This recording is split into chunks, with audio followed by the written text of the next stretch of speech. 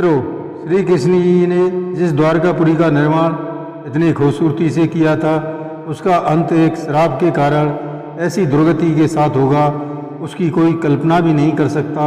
यह सब जानने के लिए मेरी इस कथा का श्रवण शुरू से अंत तक जरूर करें। नमस्कार, मैं रणबीर सिंह लोटस एंटरटेनमेंट में आपका हार्दिक स्वागत करता हूं।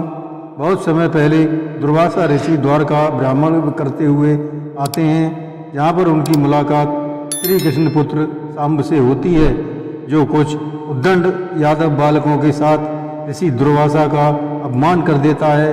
वे क्रोध में आकर शाप देते हैं कि यादव वंश का नाश हो जाए।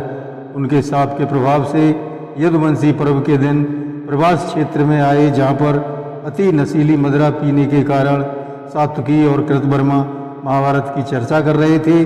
सात्विकी कृतवर्मा का अपमान कर देते हैं। उसके बाद यादवों का संघर्ष हो जाता है, उससे सारे यादव मारे जाते हैं। प्रथम कारण बना यादव वंश के नाश का। दूसरा शाप सुने। महाभारत युद्ध समाप्त होने के बाद जब भगवान कृष्ण द्वारका लौटने से पूर्व गांधारी से मिलने गए, तब गांधारी उन पर बहुत कुपित हुई और उन्होंने क्रोध में आकर श्री कृष्ण को श्राप दिया कि जिस प्रकार कुरुक्षेत्र के युद्ध में मेरे 100 पुत्रों सहित कुरु वंश का नाश हुआ है, हे कृष्ण, उसी प्रकार तुम्हारे कुल वंश का नाश हो जाएगा। बाद में यादवों के बीच मौसल युद्ध हुआ, जिसके चलते सभी यादवों का नाश हो गया। इस युद्ध में श्री कृष्ण के देखते देखते सांब, चारुदेव, पद्मुन और अनिरुद्ध की मृत्यु हो गई।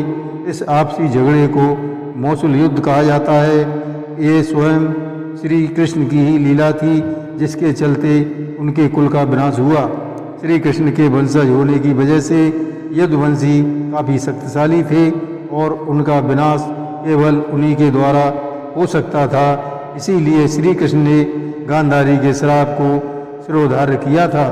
भगवान श्री कृष्ण विष्णु जी के 8वें अवतार माने जाते हैं। उन्होंने द्वापर युग में धरती पर जन्म लिया और फिर 125 वर्ष की उम्र में कृष्ण को एक जरा नाम के भील का तीर लगा, जिससे उनकी मृत्यु हो गई। जरा भील किष्किंधा के राजा बाली का पुनर्जन्म था। यहाँ पर उसका प्रतिशोध पूरा होता है। वैदिक रीति से श्री कृष्ण का दाह संस्कार किया गया, लेकिन उनका मृत शरीर जला नहीं।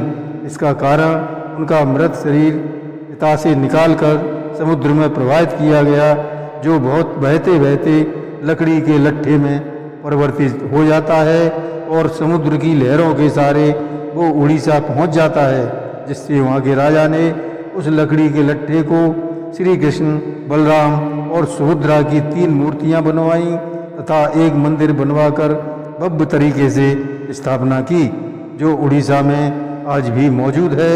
लोगों के मन में कभी कभी एक विचार आता है कि कृष्ण के बाद राधा का क्या हुआ। तो मित्रों, विभिन्न स्रोतों से उपलब्ध जानकारी के अनुसार जब कान्हा जी वृंदावन से विदा हुए, तो राधा एक कोने में उदास खड़ी थी। उन्होंने कृष्ण से कहा, वे भले ही उनसे दूर जा रहे हैं, लेकिन वे उनके मन में हमेशा बसे रहेंगे। उनके जाने के बाद राधा की जिंदगी ने दूसरा मोड़ लिया।